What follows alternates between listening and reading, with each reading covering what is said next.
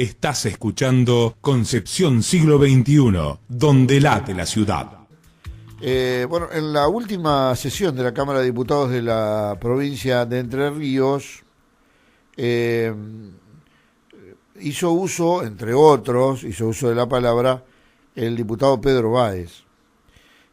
Báez se refirió en particular a un acontecimiento democrático que tuvo que ver con la llegada de Néstor Kirchner a la presidencia de la Nación, haciendo un importante recorrido respecto de la cuestión democrática, cómo asume y cómo desarrolló su tarea Néstor Kirchner, que ganara la elección el 27 de abril de 2003. Innecesario por la situación.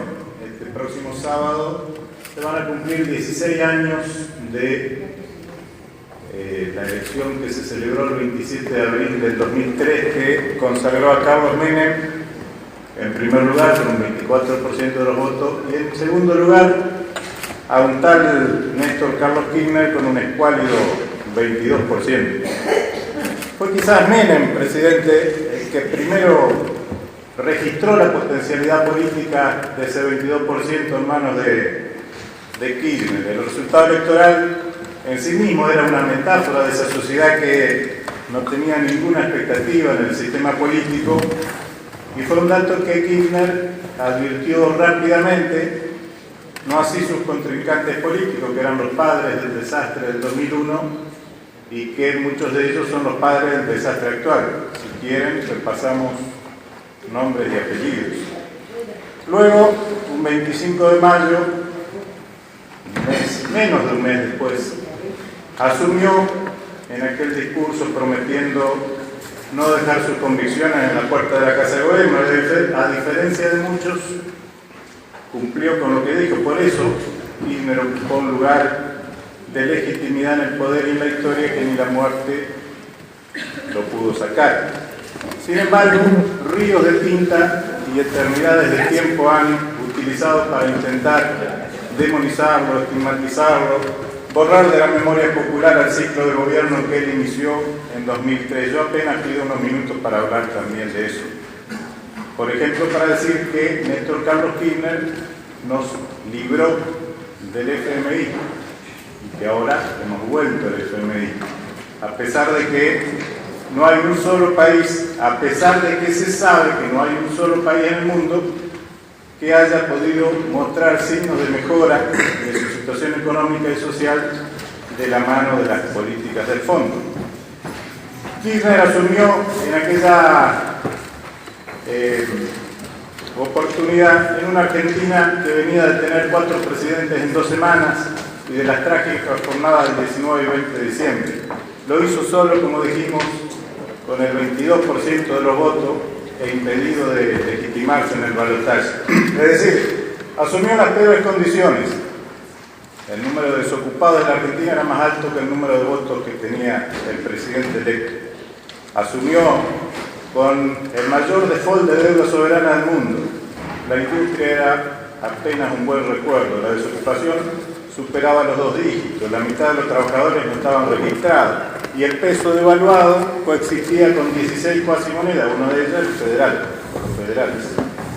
Sin embargo, a pesar de ese inicio, verdadero infierno, 2 años y medio después, apenas 2 años y medio después, ese mismo presidente lograba reestructurar el 76% de la deuda defaulteada con una quita de intereses que no registra antecedentes, ni registraba ni registra actualmente, y pagaba íntegramente la deuda con el FMI. A partir de ahí se iniciaba un proceso de política económica con soberanía en la toma de decisiones. En el plano, y esa fue la situación en la que asumió Kirchner, bien distinta a la del actual presidente, sin crisis institucional, ni política, ni social, ni económica. En el plano institucional, el gobierno que entregó el mando en 2015 lo hizo luego de terminar 3 periodos consecutivos, o sea, sin crisis institucional, y además de terminar 3 periodos consecutivos despedido por cientos de miles en la Plaza de Mayo desbordada. En el plano político, a diferencia de aquel 22% escuálido de Kirchner, Macri ganó con un poco más del 51%, es decir, legitimidad y legalidad, la fórmula más poderosa para poder gobernar este país. Sin embargo, es en la economía donde se pueden distinguir las mayores diferencias. Mire, desde 1958 hasta acá, solamente 2 gobiernos no sometieron sus decisiones al FMI, Juan Domingo Perón y el proceso de Néstor y de Cristina. Y a diferencia del default de deuda soberana más grande del mundo con el que asumió Kirchner, Macri asumió con un país desendeudado y se va a ir con un país endeudado casi en 200.000 millones de dólares. Las verdaderas condiciones de la economía argentina a diciembre de 2015 bien las describen los prospectos que figuran en los títulos de deuda emitidos para el pago de los fondos buitres y para el pago de los bonos a 100 años.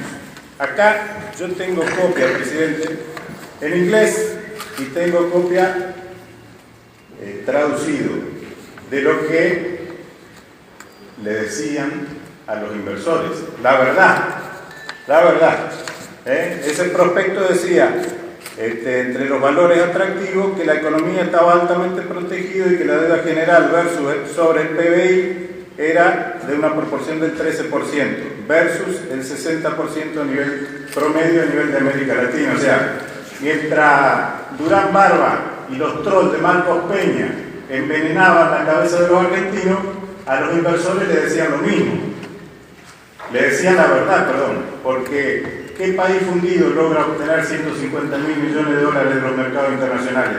Nadie le presta a quien no tiene capacidad de endeudarse. Pero los mercados no resuelven su movimiento mirando TN. Por eso cuando advirtieron la inconsistencia del modelo, rajaron. Esa es la corrida del año pasado que los depositó de vuelta en el FMI. Muchas diferencias. Los trabajadores tenían el mejor salario en dólares en América Latina. Desde el primer lugar ya pasamos al 6º lugar, porque con Macri el salario mínimo vital y móvil en dólares ha caído un 50% y no encuentra su piso. En este momento el dólar está cotizando 44.60 y el riesgo país está por sobre los 900 puntos. El ajuste. La ausencia de control sobre los flujos de capitales y una política monetaria que seca la plaza con altísimas tasas de interés es la situación de hoy. Sin embargo, a la vuelta de la esquina tenemos, y lo que acabo de decir es la prueba palmaria de otra corrida y una inflación galopante.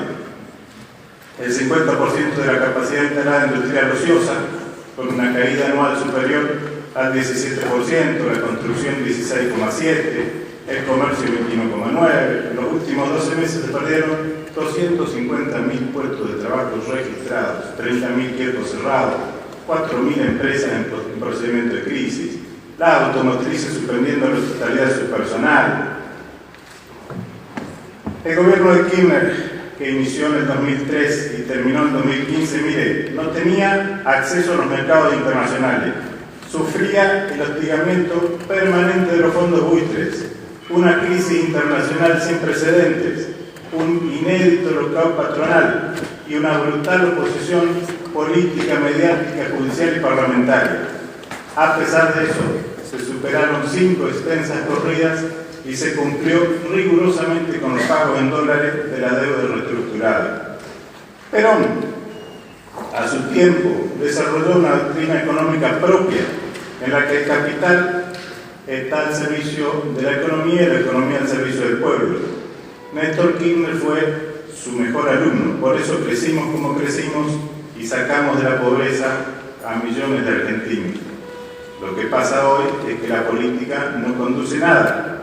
En todo caso, la manija lo tienen un grupo de sátrapas que no conocen la economía real porque han vivido siempre de la burbuja financiera y que tienen además prejuicios políticos, culturales, ignoran la historia y el contexto global. El primer prejuicio que tiene el presidente es que el que tiene sobre los gobiernos nacionales, populares y democráticos, como todo prejuicio, carece de racionalidad.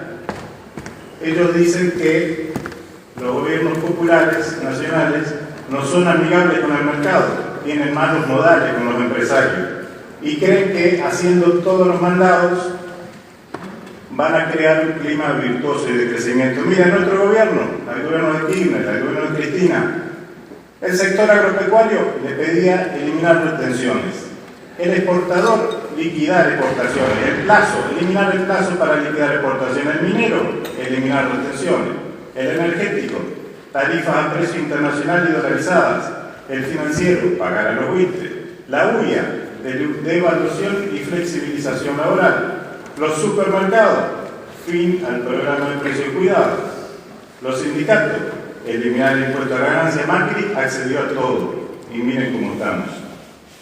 Accedió a todo menos al pedido de los sindicatos. En mi gobierno no va a pagar nadie, ningún trabajador va a pagar ganancias, ¿se acuerdan? De manera que se cansaron de decir que Kirchner era maleducado. No eran malos modales, muchachos, no eran malos modales. ¿Saben qué era? La responsabilidad de conducir un Estado que administre con justicia las pujas lógicas del mercado por la distribución del ingreso y que esas pujas no arruinaran al mercado interno, que junto con las exportaciones son un motor de crecimiento. No eran malos modales, era la responsabilidad de que el Estado no pierda ingresos terminos en moneda dura. Ahora, desfinanciaron al Estado, eliminaron retenciones, eliminaron impuestos a la riqueza y dolarizaron la comida de los argentinos. Y dije que son ignorantes porque los prejuicios son hijos de la ignorancia, presidente. Y la élite que hoy gobierna tiene una profunda ignorancia de la historia argentina, de la geopolítica y del actual contexto internacional. Si no, ¿cómo se entiende que ignoren que las etapas de mayor crecimiento y acumulación que se dieron en gobiernos que tenían algún grado de autonomía y que desarrollaron un mercado fuerte, interno, para luego crecer en las exportaciones? ¿Cómo puede entenderse que ignoren que la restricción externa se agrava por la economía bimonetaria, que se reconoce en la expulsión permanente de los argentinos para ahorrar en dólares y en la fuga de la cual ellos son maestros? Ignoran que el proteccionismo comercial de las grandes potencias ha reproducido con fuerza.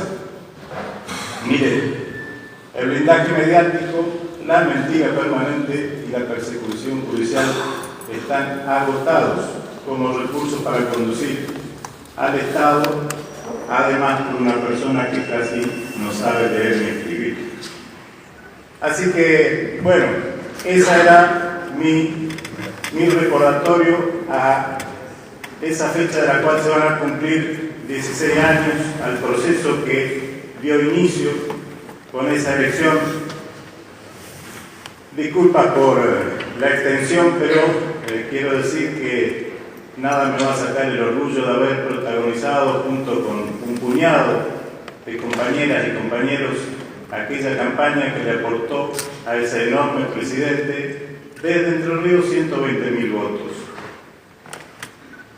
Presidente al que siempre recordaremos, de manera que gracias Néstor Kirchner, no es por tus errores que tanto te han atacado, en eso la oligarquía no se equivoca. Bueno, un detallado homenaje, digo, detallado en cuanto a los pormenores y porqueses. Esta reivindicación y esta recordación, que yo diría, además, alguno puede sentirse tocado por alguna verdad que ha dicho el diputado Báez, por ejemplo, diciendo que los responsables del hambre de aquellos años son los mismos responsables del hambre del 2019. pero nunca es triste, la verdad, lo que no tiene remedio, y creo que ha sido, salvo esa situación que puede ser tomada como un ataque, ha sido un homenaje reivindicativo sin tener en cuenta, digamos, ataque a ningún opositor en el caso de la provincia, en la provincia de Entre Ríos. Bueno, nos alegra haber accedido a esta alocución y haberla compartido con ustedes. Estás escuchando Concepción Siglo XXI, donde late la ciudad.